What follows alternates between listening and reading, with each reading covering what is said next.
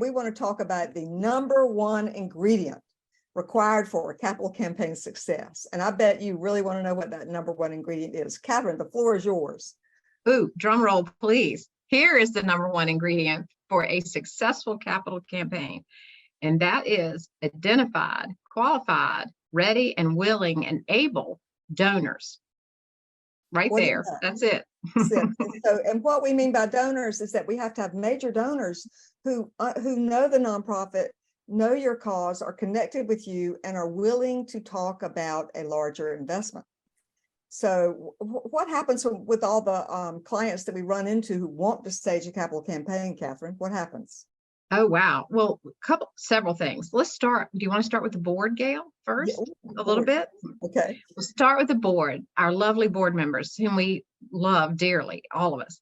But however, many times they have little experience with a campaign, and they think of a campaign as we talked about in our previous video, marching bands and balloons and all these things, and they're waiting for you to announce this campaign, and they do not think about the donors. They sort of think, they think maybe magical things bring the money in the door, but somehow that connection doesn't seem to really work. So right. The board's understanding of this is critical first. Mm-hmm. So back to you, Gail. And also we of course lay out a capital campaign in terms of a donor pyramid. Who are going to be our top donors? Who are our next level donors? And who are our other donors? And how ready are they to talk about a gift? We had one campaign recently where it started off and it succeeded over goal before the time was up, before on schedule, over goal. And what happened, the reason it was so successful is that our client, Angie, the Knoxville Habitat for Humanity, she knew her donors. She could go call on her donors. She could take them for coffee. They had a friendly working relationship. And many organizations don't have that kind of relationship with their major supporters. So that relational fundraising approach, knowing you have these donors and you have this relationship with it, because keep in mind, major gift fundraising is relational fundraising, and major gift fundraising is also transformational fundraising. It's not transactional fundraising like your annual giving and your direct mail. And that's, I think, another key point that people sometimes miss. You know, it's like, oh, we're going to announce a big campaign and we're going to go marching around and all this stuff. And people are just going to, you know, you're just going to go ask, and people are going to give us money just because we're having a campaign. But that's not the case. It is because you have these relationships of people who want to understand the impact of the project or program or whatever it is that your campaign, which is a fundraising strategy, by the way, is funding. And so you want to go and talk to your lovely donors with whom you have these relationships and talk to them about this impact, the possibilities, like you always say, Gail. What are the possibilities of what could happen and what can change? Because their transformational gift will transform the organization, will transform your work, and ultimately the impact that you make will transform whatever your mission is doing in the world. And that's the key to this. I'm sold, Kathy. I get bring out my old-fashioned checkbook. Right. But here is the issue with so many fundraising shops, is that people are spread too thin and they're a little bit nervous about calling up their donors to see how they are or connecting with donors. People feel awkward. They don't know what to say. They don't know how to be friendly. They feel like if they go call on a donor, they need to make an ask.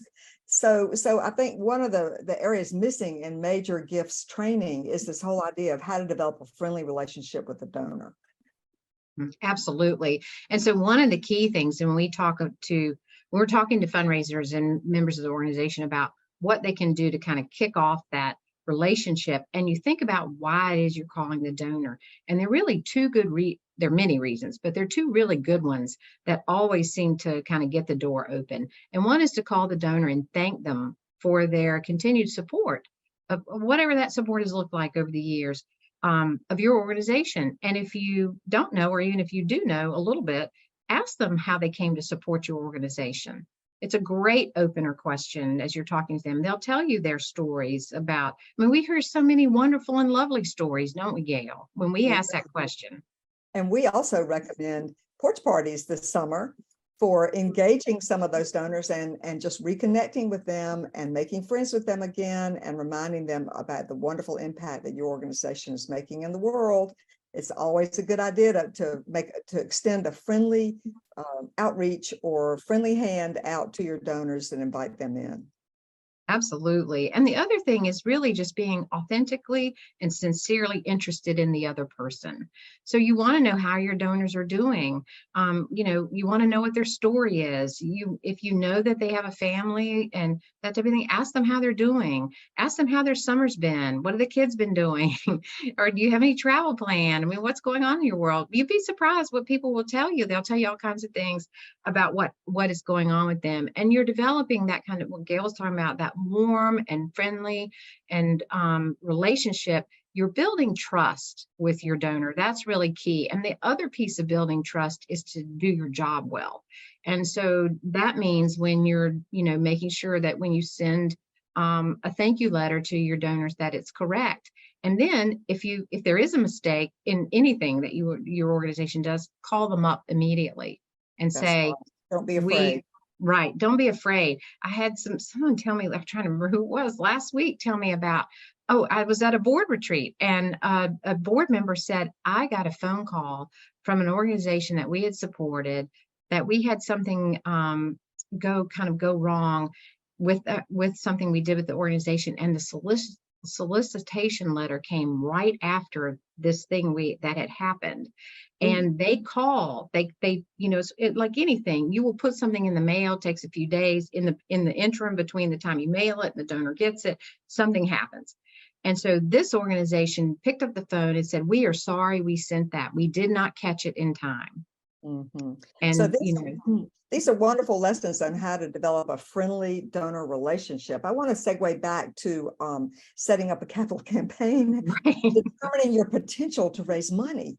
And one of the factors that we go through when we're working with a client to initially survey the fundraising opportunity they're facing, is to examine the pool of large major gift prospects and how warm or hot or cold is your relationship with them. So it all goes back to the donors, the major donors.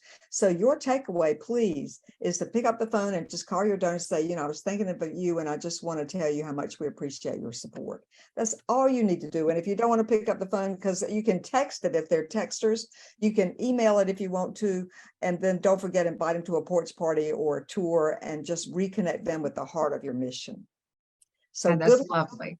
Good luck setting up your campaign. If you're planning a capital campaign, please let us know. We're happy to have a gratis strategy call with you, and we're acing our campaigns all over the country. Love to help you. Absolutely. Take care.